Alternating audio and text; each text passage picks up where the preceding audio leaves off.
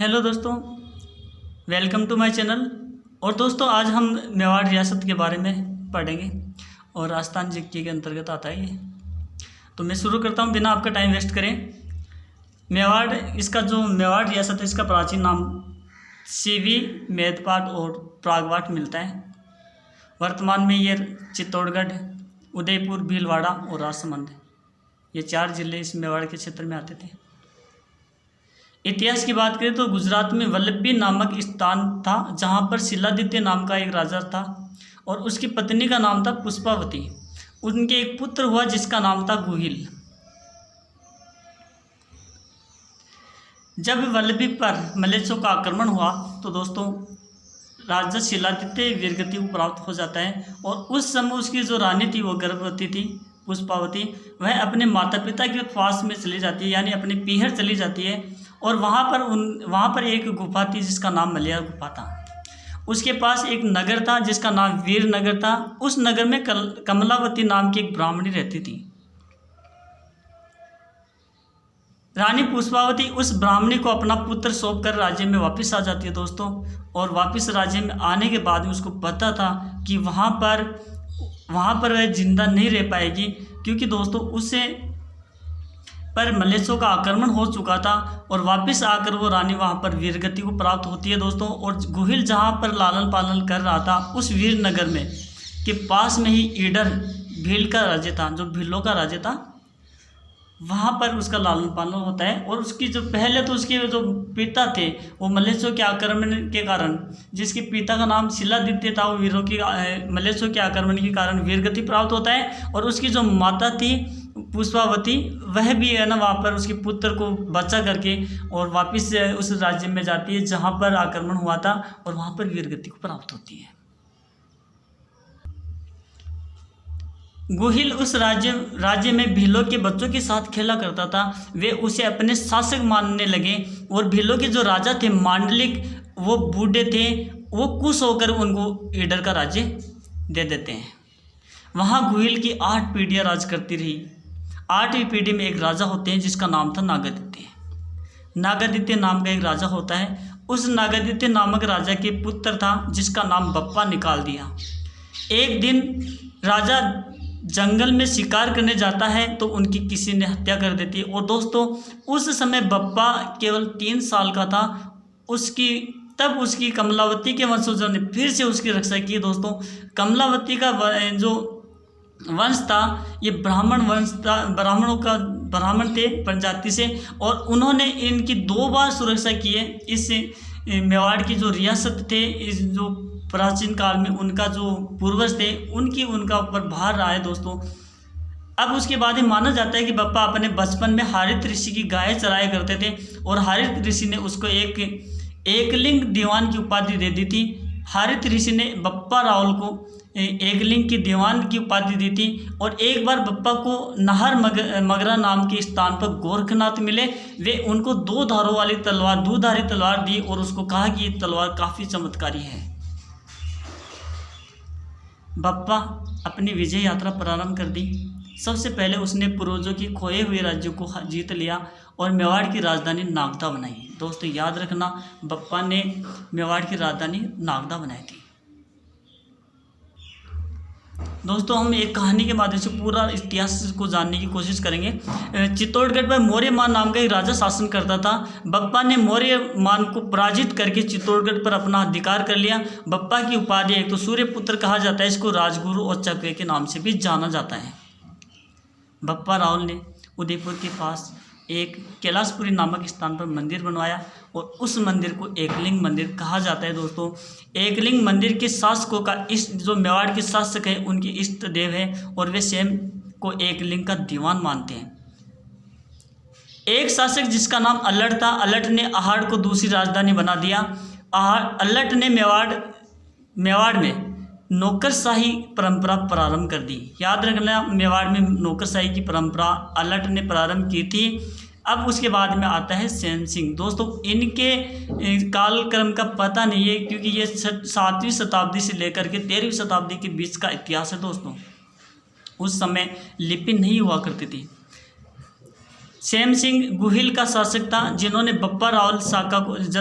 रावल शाखा को प्रारंभ कर दिया। ये सेम सिंह था, गुहिल का शासक ही था, उनके वंशजों में से हैं। फिर उसके बाद में आता है राहप। राहप ने एक ग्राम की स्थापना की जिसका नाम सिसोदा रखा। इस राहप ने राणा शाखा का प्रारंभ किया। यानी सेम सिंह ने रावल और राहप ने राणा शाखा का प्रारंभ किया। जो सिसोदा गांव में रहने लगे वे सिसोदिया कहलाने लगे। जो सिसोदा गांव में रहते थे वो सिसोदिया कहलाने लगे। और ये गांव राहप से संबंधित है। और सेम सिंह इन्होंने रावल शाखा को प्रारंभ किया था। और उसके बाद में आता है सावंत सिंह। ये सेम सिंह का बेटा था और 1172 में नाडोल के चौहान कीर्तिपाल से उसने क्या करा, वागड़ छीन लिया।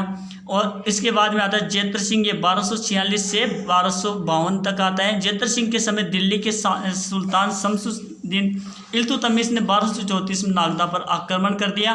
तब जेतर सिंह ने मेवाड़ की राजधानी चित्तौड़गढ़ कर दी। तेज सिंह, मेवाड़ के शासक तेज सिंह ने बलबन से संघर्ष किया था। समर सिंह, जिसका समय काल है 1267 से 1302। समर सिंह का शासनकाल 1267 से 1302 रहा। इसके समय हमीर ने मेवाड़ पर आक्रमण किया था। समर सिंह तथा अलाउद्दीन खिलजी के मध्य आक्रमण हुआ और इसका प्रमाण मिलता है रतन परबसूरी का तीर्थकल्प है, ये रचना है दोस्तों इसकी लिखी हुई, उसमें इसका प्रमाण मिलता है। समर सिंह के दो बेटे हुए, एक तो रतन सिंह और दूसरा कुंभकर्ण। और रतन सिंह मेवाड़ का राजा बन गया और कुंभकर्ण नेपाल में चला गया। ये श्रीलंका नहीं गया, वो श्रीलंका वाला अलग है। ये कुंभकर्ण रावण का भाई नहीं है दोस्तों, ये नेपाल में जाता है और ये समर सिंह का भाई था। रतन सिंह इसका समयकाल 1302 से 1303 है और 1 साल के लिए शासक बना था। कुंभलगढ़ प्रशस्ति तथा एकलिंग महात्म्य में प्रमाणित करती है कि रतन सिंह समर सिंह का बेटा था और जो 1302 में मेवाड़ का शासक बना। अलाउद्दीन खिलजी का आक्रमण 28 जनवरी 1303 का समय था। अलाउद्दीन खिलजी चित्तौड़ पर आक्रमण करने के वास्ते रवाना हो जाते हैं। बेडज और गंभीरी नदी के बीच में ये अलाउद्दीन खिलजी आकर के बैठ जाता है और रतन सिंह के राज्य को घेर लेता है दोस्तों। और उसके बाद में अलाउद्दीन खिलजी 8 महीने तक लगातार बैठा रहा और 26 अगस्त 1303 को चित्तौड़गढ़ पर कब्जा कर लेता है। गोरा बादल युद्ध में वीरगति को प्राप्त होते हैं और दुर्ग का नाम अलाउद्दीन अपने पुत्र के नाम पर खिजर खान उसके पुत्र का नाम था और इसी दुर्ग का नाम खिजराबाद कर देता है। युद्ध का परिणाम, युद्ध में रतन सिंह हार जाता है, रानी पद्मावती जौहर कर लेती है और चित्तौड़ दुर्ग का पतन हो जाता है। 1440 में मलिक मोहम्मद जाज सिंह ने ग्रंथ में लिखा जिसका नाम पद्मावत है और पद्मावत ग्रंथ में बताया जाता है कि अलाउद्दीन खिलजी ने पद्मावती के लिए संघर्ष किया है। और ये लिखा किसने? मलिक मोहम्मद जाज सिंह ने लिखा है 1540 में। और दोस्तों युद्ध कब हुआ था? 200 साल पहले। और उसमें ये बताया कि पद्मावती के लिए संघर्ष किया था। युद्ध के बाद 1313 में खिजर खान का शासन रहा। 1313 तक खिजर खान वहाँ पर शासन करता रहा और उसके बाद में सोनगरा चौहान मालदेव को शासन दे दिया और खुद चला गया। मालदेव के पुत्र जैसा बना, मालदेव का पुत्र जैसा बना, इधर इसका बेटा था। और 1326 के आसपास हमीर सिसोदिया फिर आ गया और जैसा को हरा करके चित्तौड़गढ़ वापस ले लिया। यानी हमीर का बेटा हमीर सिसोदिया ने जैसा को हराकर, यानी वो जैसा जिसका पिता मालदेव था और मालदेव को खिजर खान ने शासन दिया था, उससे चित्तौड़गढ़ वापस ले लेता है। और दोस्तों हमीर सिसोदिया वहाँ का शासक बन जाता है और 1326 से लेकर के 1364 तक वो शासन करता है। हमीर को रसिक पीरिया नामक टीका में लिखा था, वीर राजा कहा था। उसमें हमीर को रसिक पीरिया नाम की एक टीका है, उसके अंदर वीर राजा कहा है। और कीर्ति स्तंभ प्रशस्ति में विषम घाटी का पंचानन, इसी को कहा जाता है हमीर सिसोदिया को, विषम घाटी का पंचानन। 1364 तक हमीर का शासन रहा। महाराणा क्षेत्र सिंह, ये मालवा के शासक दिलावर को हराया इन्होंने और बूंदी को जीत लिया। कुंभलगढ़ शिलालेख में ये प्रमाणित होता है, लेकिन वीर विनोद में इसका कोई वर्णन नहीं कि बूंदी को जीता था। 1382 तक शासन रहा। श्यामल देव, ये वीर विनोद श्यामल दास की रचना है, वीर विनोद याद रख लेना। महाराणा लक्ष्य सिंह, इसका शासनकाल रहा 1382 से 1421 तक। श्याम सिंह का सबसे बड़ा बेटा महाराणा लाखा, जिसने शासन 1382 में संभाल लिया। जावर में चांदी की खान इसके शासनकाल में मिली, जिसके कारण ये समृद्ध हो गया, अमीर हो गया। इसको महाराणा लाखा कहा जाता है। और मारवाड़ के जो रणमल राठौड़ थे, उसकी बहन हंसाबाई से बुढ़ापे में शादी कर ली। और लाखा की संस्कृत का विद्वान जोटिंग भट्ट और गणेश्वर भट्ट है। कई बार ये पूछ लिया जाता है एग्जाम में, ये जोटिंग भट्ट और गणेश्वर भट्ट किसके शासनकाल में थे? तो राणा लाखा के शासनकाल में थे। राणा मोकल, देखो यहाँ पे 1421 है, इसके बाद में मोकल बन जाता है शासक और 1433 तक राज्य करता है। ये राणा लाखा का बेटा था। एकलिंग मंदिर का निर्माण फिर से करवा दिया, क्योंकि इस समय तक आज के 200-300 साल तक टूट फूट जाता है, थोड़ा सा नुकसान हो जाता है। चाचा और मेरा ने मोकल की हत्या कर दी 1433 में। महाराणा कुंभा 1433 में आता है, 1468 तक राज्य करता है। महाराणा मोकल का ज्येष्ठ बेटा था, यानी बड़ा बेटा था, 1403 में जन्म लेता है और इसका नाम कुंभा था। इनकी उपाधियाँ महाराजाधिराज, राव राय, राणे राय, राजगुरु, हिंदू सुल्तान और अभिनव भारताचार्य, ये सब इसकी उपाधियाँ हैं। महाराणा कुंभा, इसकी रचना रसिक प्रिया था। और एकलिंग महात्म्य में कानड़ देव व्यास ने लिखी थी, ये भी इसी के बारे में है। चित्तौड़ में कुंभ स्वामी मंदिर बनाया, ये पंचायतन शैली में है। अलग अलग शैलियाँ होती हैं मंदिरों की, कई प्रकार से मंदिर बनाए जाते हैं। कुंभा ने 1437 में मालवा पर आक्रमण कर दिया। महमूद खिलजी को 6 महीने तक बंदी बना लिया और इस युद्ध का नाम सारंगपुर युद्ध था। और इसी की उपलक्ष्य में, इस विजय के उपलक्ष्य में उसने विजय स्तंभ का निर्माण करवाया। कुंभा के शासनकाल में मोहम्मद खिलजी ने मांडलगढ़ पर 3 बार आक्रमण किया, लेकिन तीनों बार हारा।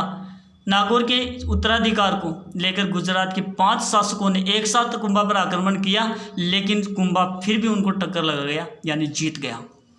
मेवाड़ पर विजय प्राप्त करने के लिए गुजरात और मालवा के बीच में चंपानेर की संधि हुई। दोस्तों, ये 1456 में हुई थी। कुंभा ने 32 दुर्गों का निर्माण करवाया था। संगीत मीमांसा और सुधा प्रबंध, ये कुंभा के द्वारा रचित ग्रंथ है, ये संगीत से संबंधित है। संगीत राज, संगीत मीमांसा और सुधा प्रबंध कुंभा के द्वारा रचित ग्रंथ है। अब आ जाइए दोस्तों, कुंभा की रचनाएं हैं क्या क्या है। एक रसिक प्रिया, जयदेव ने गीत गोविंद की रचना की थी। दोस्तों, ये जयदेव अलग है, इसने गीत गोविंद नाम की रचना की थी। उसके ऊपर उसने उस किताब में से उसने रसिक प्रिया टीका लिख दी।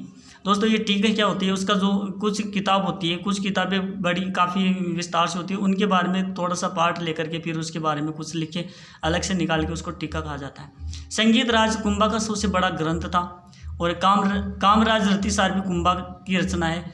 रमाबाई कुंभा की बेटी थी। ये संगीत शास्त्र को जानती थी, क्योंकि बाप संगीत शास्त्र था तो बेटी तो होगी। सारंग व्यास ये कुंभा के संगीत के गुरु थे, जिसने कुंभा को संगीत सिखाया।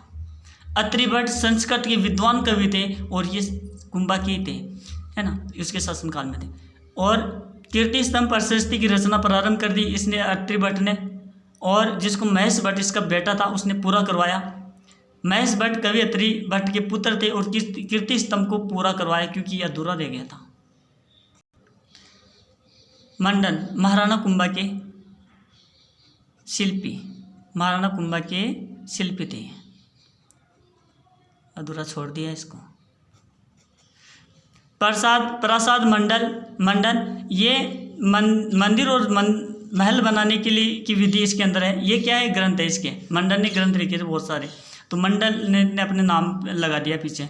प्रासाद यानी प्रासाद का मतलब महल होता है। राजवल्लभ मंडन, और ये नगर के निवासियों के आवास और राजमहल निर्माण और नगर निर्माण का वर्णन मिला है इसमें। वेद मंडल, इसमें रोगियों के इलाज के बारे में बताया गया है। और कोदंड मंडन, ये धनुष विद्या से संबंधित ग्रंथ है इसका। और देवन मूर्ति यानी रूपावतारी मूर्तियाँ कैसे बनाए, कैसे उसको स्थापित करें, क्या क्या उपकरण काम में ले, उससे संबंधित है। वास्तुमंडल, ये वास्तुकला का वर्णन इसके अंदर बताया गया है, कैसे किस दिशा में क्या होना चाहिए। और शकुन मंडल, ये शकुन, अपशकुन, बिल्ली मिल जाए, कोई कुत्ता मिल जाए ना, तो ये शकुन अपशकुन होता है ना, उसका वर्णन इसके अंदर है। ठीक है। अब इसके बाद है नाथा। नाथा कौन था? ये मंडन का छोटा भाई था, मंडन का छोटा भाई था, जिसने स्थापत्य कला के ऊपर ग्रंथ लिख दिया। अब ये संस्कृत में है, इसका नाम वास्तुमंजरी है दोस्तों, याद रख लेना। नाथा की है वास्तुमंजरी है, वास्तुमंजरी नाथा ने लिखी थी। गोविंद, ये मंडन का बेटा हुआ गोविंद, और इसने कला निधि, उदार धोरणी और द्वार दीपिका, ये संस्कृत के अंदर लिख दी। इसने 3 चीज़ें लिख दी। मंडन का बेटा था ये, और ये भाई था ये नाथा। काफ़ी शिक्षित परिवार थे दोस्तों। महाराणा कुंभा जीवन के अंतिम दिनों में पागल हो जाते हैं, मानसिक रोग हो जाता है, उन्माद रोग हो जाता है उनके। और 1468 में कुंभा के बेटा था उदा, उसने कुंभलगढ़ दुर्ग में, जो उसी ने बनाया था, उसी दुर्ग में उसकी हत्या कर देता है दोस्तों। जिन्होंने पांच शासकों को हराया और जिन्होंने अपनी ज़िंदगी में कभी हार नहीं देखी, उसको एक बेटा, उसका जो पुत्र था, वो उसकी हत्या कर देता है। तो मेवाड़ पितृहंता को शासक नहीं बना, मेवाड़ के जो सरदार थे उसको उन्होंने पितृहंता को शासक न बना करके रायमल को शासक बना दिया, जो कुंभा का बेटा ही था। उड़ाना पृथ्वीराज, देखो महाराणा पृथ्वीराज महाराणा रायमल का बड़ा बेटा था, जिसका नाम पृथ्वीराज था, और पृथ्वीराज उड़ाना पृथ्वीराज के नाम से जाना गया। कुंवर पृथ्वीराज ने अजमेर के पास में अजमेरू दुर्ग का जीर्णोद्धार कराया, इसको फिर से सही बनवाया, और उसकी पत्नी तारा थी, उसके नाम पर इसका तारागढ़ किला कर दिया। आनंदाबाई, रायमल ने अपनी पुत्री आनंदाबाई का विवाह सिरोही के महाराजा राव जगमाल के साथ कर दिया, और राज जगमाल ने पृथ्वीराज को धोखे से जहर दे दिया, जिसके कारण कुंवर पृथ्वीराज की मृत्यु हो जाती है। कुंवर पृथ्वीराज की छत्री बन गई, कहाँ? कुंभलगढ़ दुर्ग में। रायमल का दूसरा बेटा था कुंवर जगमाल, रायमल का दूसरा बेटा कुंवर जगमाल था, और ये तो उसका राव जगमाल अलग है, ये कुंवर जगमाल उसका बेटा ही था, किसका? इसका रायमल का।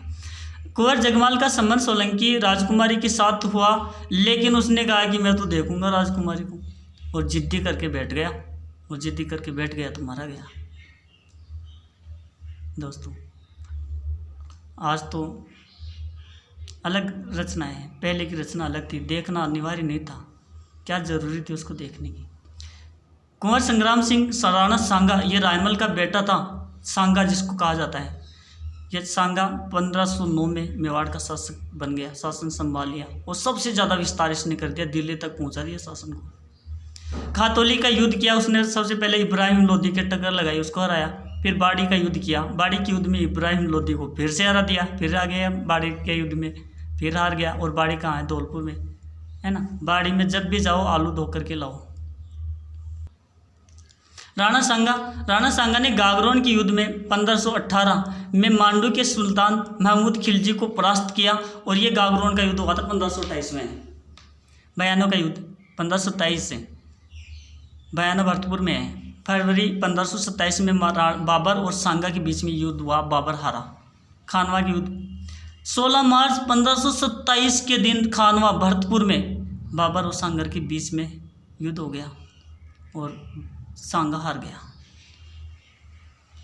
खानवा के बाद सांगा बसवा चला गया, दौसा में है बसवा, और वहाँ पे 1528 को कालपी में अंतिम सांस लेता है, और मांडलगढ़ में उसकी संस्कार हो जाता है। मांडलगढ़ भीलवाड़ा में। महाराणा रतन सिंह 1528 में आता है। महाराणा रतन सिंह 1528 में आता है, और महाराणा रतन सिंह रणथंभौर को प्राप्त करना चाहता है, लेकिन छोटे भाइयों के वो अधिकार में थे। कर्मावती के बड़ा भाई हड़ा सूरजमल उसके रास्ते में आ गया। ले कैसे लेता है तू रणथंभौर को? मामा था उसका, और दोनों को गुस्सा आया, और एक दूसरे के तलवारें घोंप ली उन्होंने। तू संभाल, तू भी नहीं रहेगा, मैं भी नहीं रहूँगा, ना बजेगी बाँस, ना रहेगा बाँस, ना बजेगी बाँसुरी, और दोनों वीरगति को प्राप्त हो गए। दोस्तों युद्ध में लड़ते तो अलग रचना होती, लेकिन खुद लड़के मर गए, रतन सिंह और सूरजमल। महाराणा रतन सिंह द्वितीय का निसंतान था, उसकी कोई संतान नहीं थी, अतः विक्रमादित्य नाम का शासक बना अयोग्य साबित हुआ। फायदा गुजरात के शासक बहादुर शाह जफर ने उठाया, मेवाड़ पर आक्रमण किया बहादुर शाह जफर ने, और कर्मावती ने 1534 में हुमायूं का रक्षा सूत्र भेजा। हुमायूं का आने में टाइम लग गया दोस्तों, और चित्तौड़गढ़ दुर्ग की रक्षा का भार प्रतापगढ़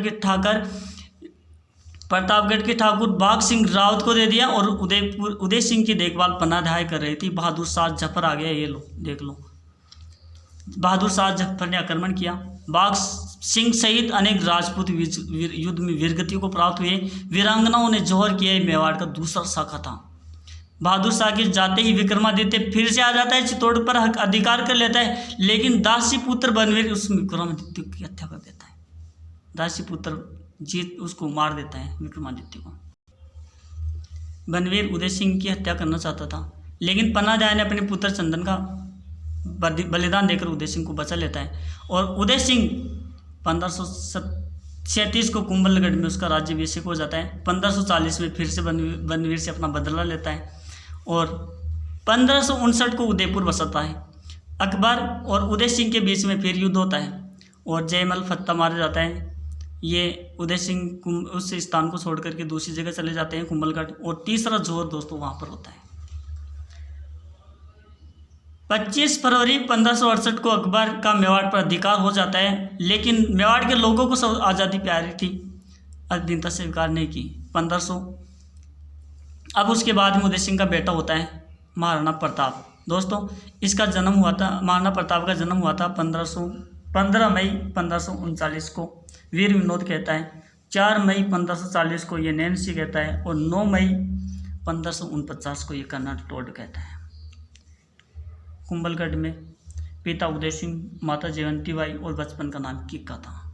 उदय सिंह की 2 रानियाँ थी, जयवंती बाई और भटियानी रानी। जयवंती बाई के प्रताप हुआ और भटियानी रानी के जगमाल हुआ, लेकिन उदय सिंह ज़्यादा प्रभावित ये कर रखी थी, इसको ज़्यादा प्रभाव भटियानी रानी का था, और उसका बेटा जगमाल था। इसको ये शासक बनाना चाहती थी, बना दिया था उसने, लेकिन सोनगर अखीराज ने जगमाल को हटा दिया और महाराणा प्रताप को शासक बना दिया। ये 28 फरवरी 1572 की बात है। जगमाल नाराज होकर के अकबर के पास में चला गया, और वहाँ पे दत्तानी के युद्ध में 1583 में उसकी वीरगति होती है। महाराणा अकबर ने 1572 से 1576 तक उसके पास में 4 प्रस्ताव भेजे महाराणा प्रताप को समझाने के लिए कि तुम मेरी अधीनता स्वीकार कर ले। पहले 1572 में सबसे पहले जलाल खान को भेजा, फिर उसके बाद में मान सिंह को भेजा, उसके बाद में 1573 में राणा भगवंत दास, ये मान सिंह का पापा था, यानी उसके पिताजी थे, और उसके बाद में लास्ट में टोडरमल को 1573 में भेजा, लेकिन अकबर की अधीनता स्वीकार नहीं की, और तो अकबर ने युद्ध की तैयारी शुरू कर दी। 21 जून 1576 को हल्दीघाटी का युद्ध हुआ। यह इसको थर्मोपल्ली का युद्ध कहा था कर्नल जेम्स टोड ने। खमनोर का युद्ध कहा अबुल फजल ने, और बदायूं ने क्या कहा गोगुंदा का युद्ध। महाराणा प्रताप की तरफ से हकीम का सूरी था ये, और इधर अकबर की तरफ से मान सिंह था। दोनों एक दूसरे से विरोधी, लेकिन एक दूसरे के परम मित्र। युद्ध में महाराणा प्रताप घायल हो जाता है, तो बीदा झाला ने महाराणा प्रताप का राज छीन ले लेता है, और अंतिम सांस तक लड़ता रहता है, और वीरगति को प्राप्त होता है। अकबर तथा महाराणा के बीच में ये युद्ध अनिर्णायक साबित हुआ। 1576 से 1585 तक अकबर ने कई सेनापति महाराणा प्रताप को बंदी बनाने के लिए भेजे, लेकिन अपना प्रयास सफल नहीं हुआ। दिवेर का युद्ध अक्टूबर 1582 में हुआ। दिवेर के शाही राजधानी पर बादशाह अकबर का चाचा सुल्तान खान था। महाराणा प्रताप ने उसको हरा करके अपना युद्ध जीत लिया, और ये दिवेर का युद्ध 1582 में हुआ था अक्टूबर, और प्रताप ने चावंड को अपनी राजधानी बना लिया। 19 जनवरी 1597 को महाराणा प्रताप मातृभूमि की अपनी जो गोद है उसमें हमेशा के लिए,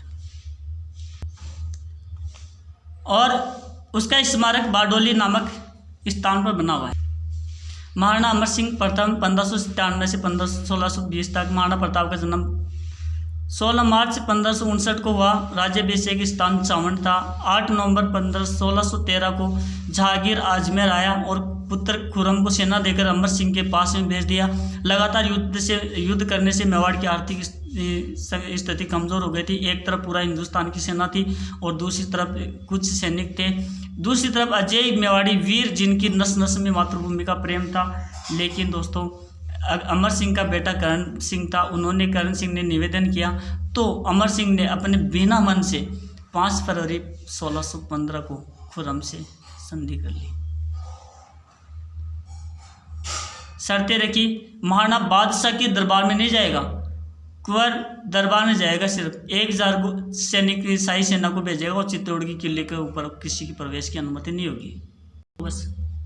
और उसके बाद में करण सिंह आता है जो अमर सिंह का बेटा था। 1620 से 1628 तक शासन करता है। इसका जन्म हुआ था 7 जनवरी 1584 को और राज्याभिषेक हुआ था 26 जनवरी 1620 को। और इन्होंने जग मंदिर और जग निवास का निर्माण प्रारंभ कर दिया और इसका जो पुत्र था जगत सिंह ने इसको पूर्ण करता है। महाराणा जगत सिंह इसका बेटा था अमर सिंह का। और उन्होंने इसका राज्याभिषेक हुआ था 28 अप्रैल 1628 को। 1652 में जगन्नाथ मंदिर बनवाया। 10 अप्रैल 1652 को उदयपुर में इसकी मृत्यु हो जाती है। राज सिंह इसका पुत्र था। औरंगजेब की नीतियों का इन्होंने विरोध किया।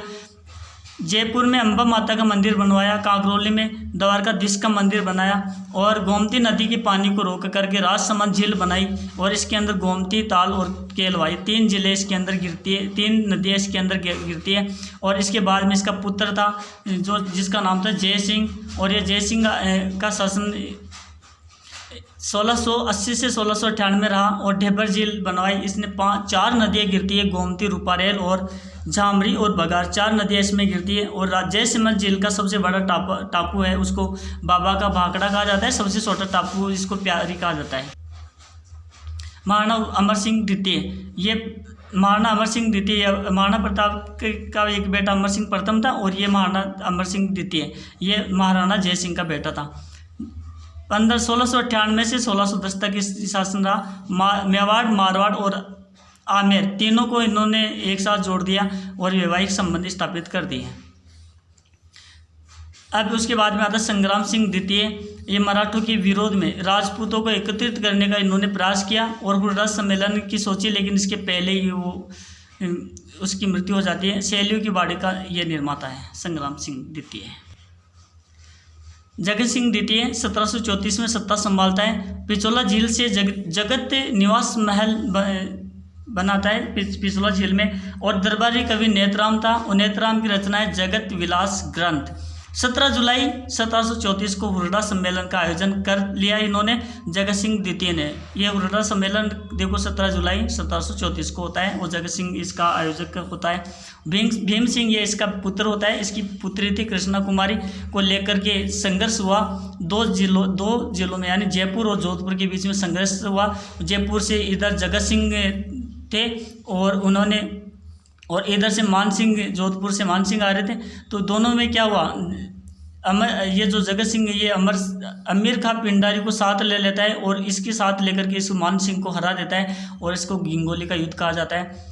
1810 में कृष्णा कुमारी का बलिदान होता है, तब जाकर के ये संघर्ष रुकता है और अंत में भीम सिंह 1818 में ईस्ट इंडिया कंपनी के साथ मिल जाता है।